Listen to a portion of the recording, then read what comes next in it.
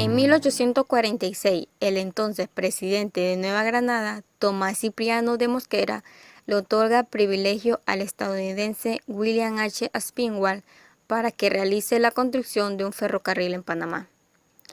El 28 de diciembre de 1848, el embajador de Nueva Granada en Washington, Pedro Alcántara Hernán, firma con la recién creada Panama Rail Company, compañía de ferrocarril de Panamá, propiedad de William Aspinwall, John Lloyd y Henry Chauncey, el contrato de concesión para construir el ferrocarril. Todo se formaliza el 15 de abril de 1850, con la firma del convenio Stevens Paredes, el cual dio luz verde a los trabajadores de construcción de la vía ferroviaria. La compañía del ferrocarril quería designar la bahía de Portobelo como la terminal de la obra de Colón. No obstante, la compañía se negó a comprarle el terreno donde se deberían las construcciones a un empresario norteamericano de nombre George Low, que pretendía venderles la propiedad por $3 millones, a pesar que éste la había adquirido por unos $500.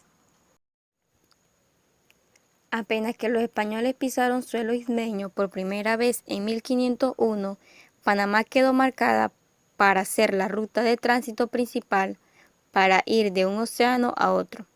En 1519, los españoles empezaron a construir una ruta para comunicar el norte con el sur, que es lo que se conoció como Camino Real y luego como Camino de Cruce.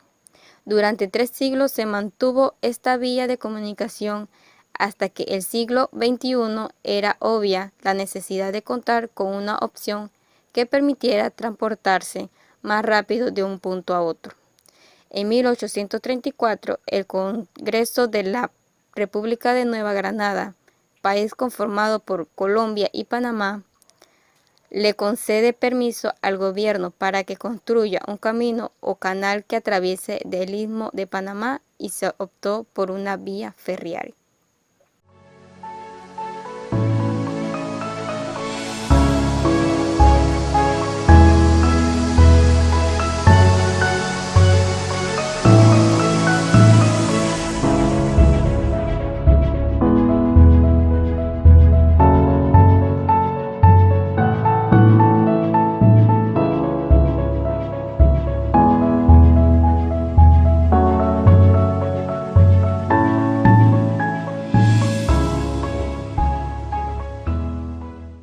El 2 de mayo de 1850 iniciaron las obras en la pantanosa isla de Manzanillo. Aspinwall no tuvo que esperar mucho para darse cuenta que la ardua tarea que le tocó dirigir, las lluvias y el calor, eran tenaces. Hubo muchísimos muertos producto de la cólera, malaria y fiebre amarilla, y en ocasiones las obras quedaban paralizadas por falta de trabajadores. El 28 de enero de 1855 se llevó a cabo el primer viaje en la locomotora Gorgona entre la localidad de Chagres y la ciudad de Panamá, con lo que quedó inaugurado el tan ansioso ferrocarril interoceánico. El costo por persona era de 50 pesos ida y vuelta, una cifra considerada alta para esa época. La construcción de este ferrocarril costó $8 millones y requirieron más de 300 puentes y alcantarillados para construir la ruta en su totalidad. En todo el tiempo que duró la construcción de la ruta ferroviaria, no se llevó nunca un registro oficial de los fallecidos, pero se cree que murieron 15.000 personas producto de las enfermedades de la región. En este proyecto participaron inmigrantes, hindúes, chinos, irlandeses, jamaiquinos e incluso esclavos del continente africano.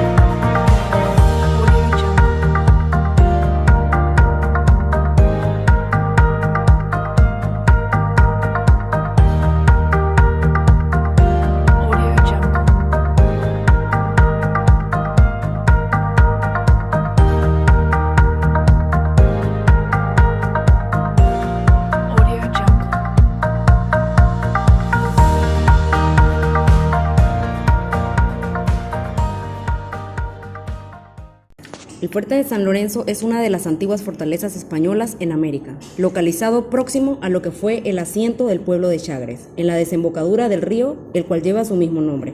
Y fue a través de este río que el pirata Henry Morgan llegó a Ciudad de Panamá, la Vieja, para saquearla. Como hemos visto, los ataques de Francis Drake en las costas del Reino de Tierra Firme en 1572.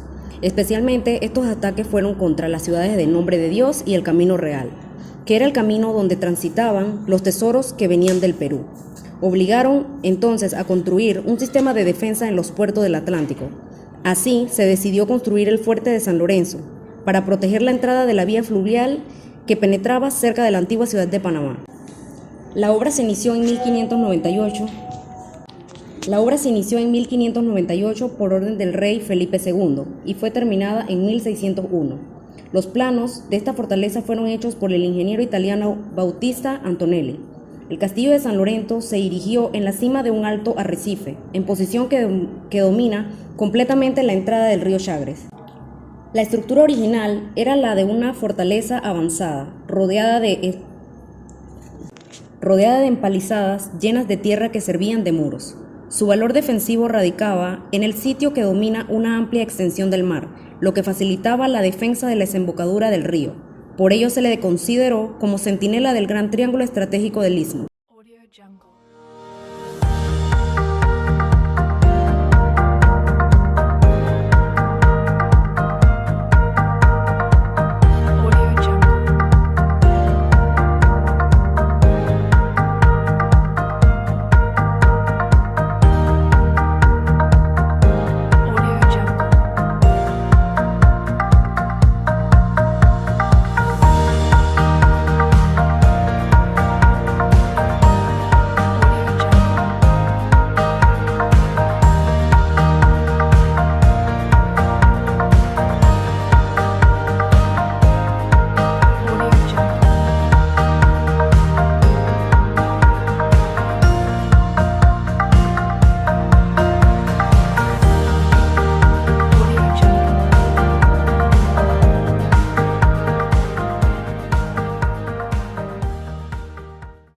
En 1670 fue atacado y tomado por Joseph Bright, siguiendo instrucciones de Henry Morgan, quien había previsto la destrucción del fuerte como primera medida para asaltar la vieja ciudad de Panamá, siguiendo la vía del río Chagres. El pirata Bright no atacara por mar, sino que desembarcaba con sus 400 hombres en un pequeño puerto cercano al castillo. En el patio hay un pozo de considerable diámetro que servía para el suministro de agua. En la parte más avanzada hacia el mar existe una escalera de caracol hecha de piedra que conduce a un nivel inferior bajo la tierra, la cual sirvió como posible comunicación hasta el barranco, donde se observaba al enemigo. San Lorenzo de Chagres no solo sirvió de fortaleza, sino que después de su reconstrucción cumplió funciones de prisión del Estado. En sus galerías subterráneas, que convocan mazmorras coloniales, estuvo recluido Pedro José de Guzmán Dávalo, marqués de las Minas y gobernador del Reino de la Tierra Firme, quien junto con su esposa vivió con los oscuros calabozos de la fortaleza. En los fosos de esta prisión también fue el peruano Francisco Antonio de Cela. A comienzos del presente siglo aún era visible parte del equipo y accesorios del fuerte. En una visita realizada en 1908, el historiador Juan Bautista Sosa encontró restos de las cureñas de cañones, culebrinas y morteros, utensilios domésticos, cadenas y grilletas. Aún hoy se puede ver los pesados cañones que lo defendían.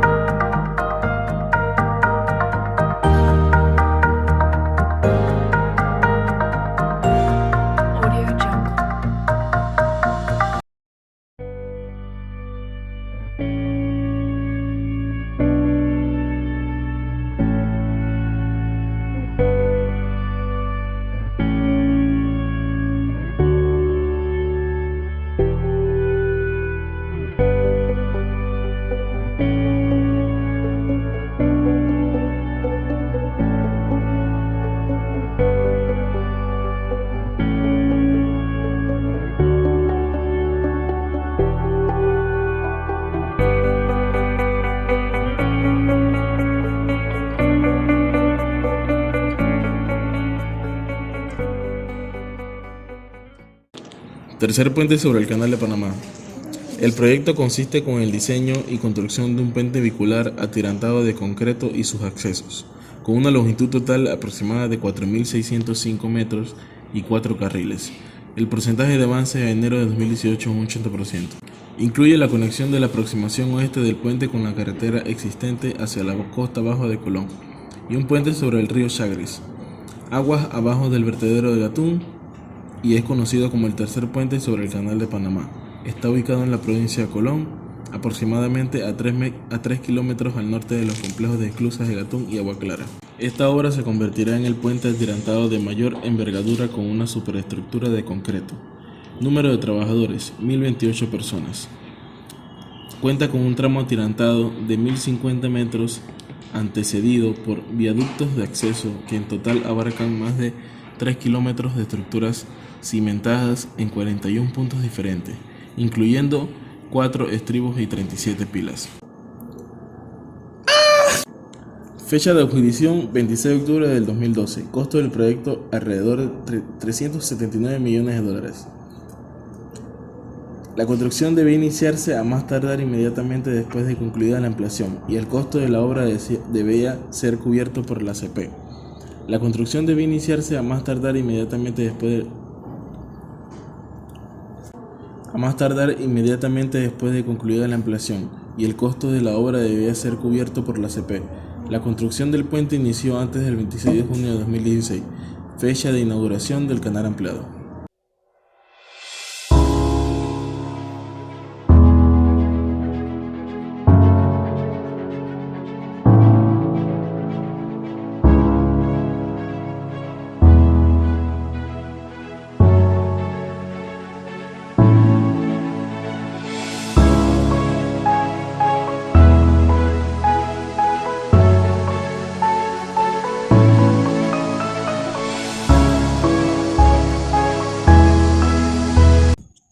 Sucesos de la historia de Matachín. El poblado de Matachín fue una de las muchas estaciones intermediarias, vecina de Gorgona, Gamboa y Bas Obispo, que se establecieron a lo largo de la línea del ferrocarril de Panamá. El nombre había estado en uso desde 1678, cuando apareció en un mapa que luego fue impreso en 1684, o sea, más de 2 siglos anteriores al dantesco cuadro del suicidio masivo de chinos, que tomó lugar en ese mismo lugar. La confusión en la procedencia del nombre es entendible por la similitud entre ambos términos, Matachín y Matachinos. Pero de acuerdo a los hechos históricos, el parecido no deja de ser un suceso eternamente casual. Hacia 1853, la compañía del ferrocarril contaba con un aceptable número de trabajadores, originarios de Europa, principalmente de Irlanda, aunque también de Alemania, Austria, Francia e Inglaterra. Sin embargo, como la escasez del personal era muy frecuente, la compañía decidió buscar hombres en la China y para tal efecto, trajo al istmo un contingente de 705 orientales, los cuales perecieron 11 en la travesía. El 30 de marzo de 1854, procedentes de Cantón, llegaron los chinos a Panamá. Desfilaron largas hileras por toda la ciudad hasta llegar a sus campamentos. El ingeniero en jefe de los trabajos, George M. Totten, hace una patética descripción del suicidio de los chinos. Aunque viviera más que Matusalén, nunca olvidaré la escena que mis ojos encontraron esa mañana. Más de un centenar de chinos colgaban de los árboles, sus anchos pantalones moviéndose al soplo de una ardiente brisa. Algunos se habían ahorcado con pedazos de soga y gruesos bejucos. La mayoría, sin embargo, usó su propio cabello, dando vuelta a sus largas trenzas y amarrando sus extremos de la rama de un árbol. Este macabro espectáculo del sacrificio colectivo llevó a la muerte de más de 415 chinos, resultando como inmolación otros tipos de muerte, como lo cual era pagarle a otros orientales malayos para que les cortaran la cabeza, sentarse en la orilla del mar y dejar que la marea los ahogara, o incluso abrirse las venas hasta desangrarse totalmente. Así finalizó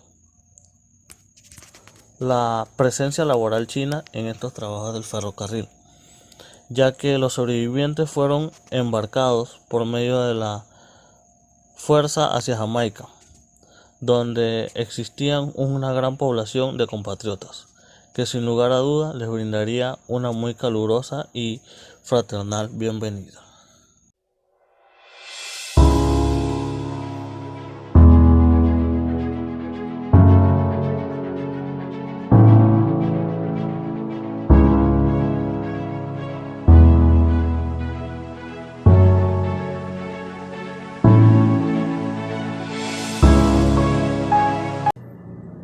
Su infraestructura es una de las más importantes, modernas, complejas del siglo XX, siendo una de las infraestructuras con más ingeniería de la región.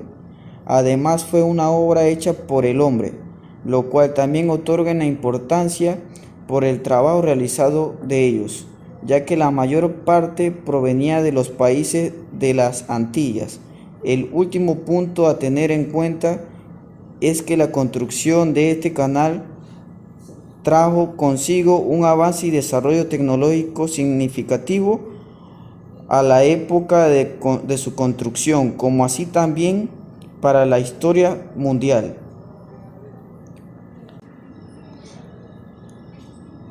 Desde su inauguración el 27 de junio del 2016, el canal ampliado aumentó la capacidad de la vía para la atención la creciente demanda del comercio marítimo por utilizar buques de mayor dimensiones, con lo que la ruta de Panamá proporcionaría importante economía de alcance.